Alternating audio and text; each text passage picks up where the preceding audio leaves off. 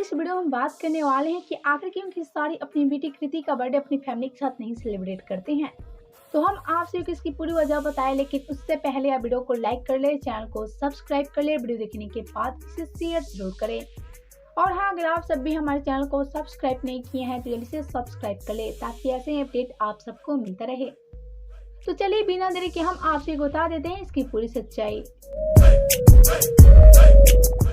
तो जैसा कि आप सभी जानते हैं कि खेसारी अपनी फैमिली का कितना ज़्यादा केयर करते हैं, और ऐसे में खेसारी अपनी फैमिली से जान से भी ज़्यादा प्यार करते हैं।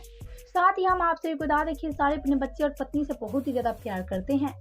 और वहीं बात करें खेसारी की फैमिली के बारे में, तो हम आपसे बता दें कि खेसारी अपनी फैमिली के बिना एक पल भी नहीं रह पाते हैं, क्योंकि खेसारी का कहना है कि मैं बहुत लकी हूँ कि मेरे साथ मेरा परिवार है, क्योंकि परिवार की मेरी ज़िंदगी काफ़ी अधूरी है।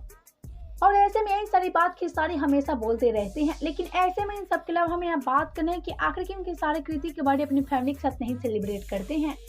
तो चलिए बिना देरी के हम आपसे इसकी पूरी वजह बता देते हैं। तो जैसा कि आप सभी जानते हैं कि खेसारी को भोजपुरी का ट्रेंडिंग स्टार कहा जाता है, और ऐसे में खेसारी भोजपुरी में काफी ज्यादा व्यस्त भी रहते हैं।